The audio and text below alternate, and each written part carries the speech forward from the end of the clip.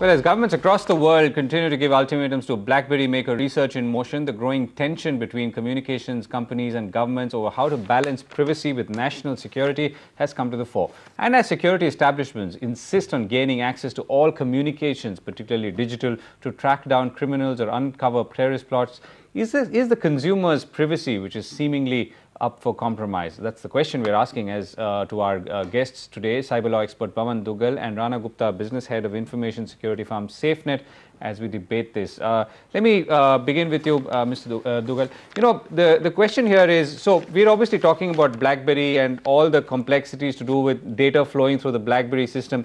My question is, you know, we also do a lot of information exchange over traditional, if one can use that word, email services like Google and Hotmail and Yahoo and so on.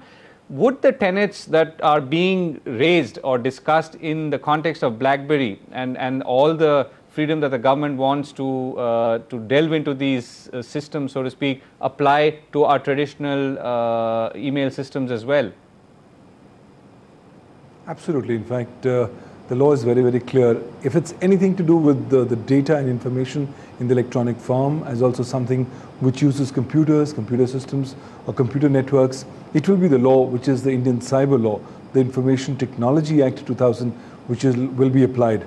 And after the 26/11 Mumbai attacks, we've seen a dramatic amendments to the Indian Cyber Law, wherein huge powers of surveillance, of monitoring, and of blocking have been given to the central government. And with now BlackBerry falling in line, actually we are going to see an era where privacy will be long dead.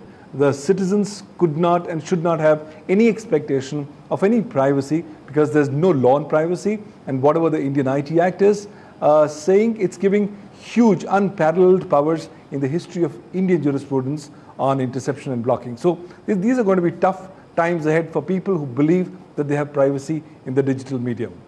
Right. So I think what you're saying is not sounding very comforting. While one agrees with some of the objectives, the question here is as follows. Now, a lot of what happens is presumptive and is not something that necessarily follows an action. I mean, you know, it's not like I sent you a threat mail and there's an action to uncover who sent it and so on. So to that extent, is the BlackBerry case setting a precedent which will in a way apply to even traditional email exchange services and so on? I think so. We are going to see an era where the BlackBerry will be a watershed as far as the development of jurisprudence on this subject is going to be concerned.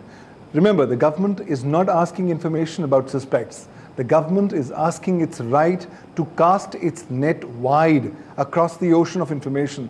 And it's going to be all kinds of people, legitimate people, corporate honchos, the genuine users of internet who will be on surveillance. So it's going to be the big brother, and the unfortunate part is that there are not enough safeguards that have yet been applied under the new amended IT Act as far as to ensure that such kind of information does not get misused. And I won't be surprised if in the coming days corporate battles will be fought in governmental boardrooms where such kind of information is up for any kind of use.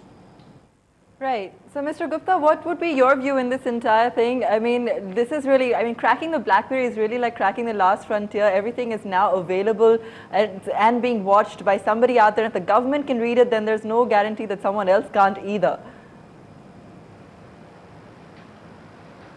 So I guess the issue is about the Indian nation as a sovereign nation. I think I will tend to agree with what Pawan said earlier.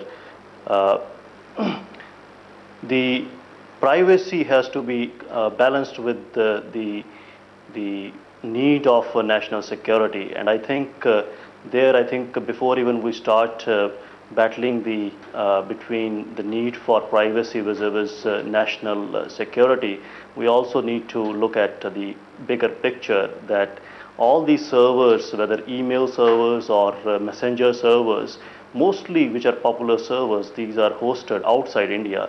So irrespective of whether Indian government has the access to this information, all this information is already available to foreign government and foreign corporates.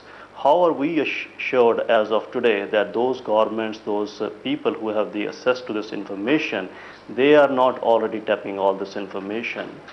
And the second, point to my mind is that in any kind of organized society, the overall benefit of a larger society is always at a higher stake as compared to the individual benefit. And I think there has to be a system of checks and balances. That's what democracy is all about.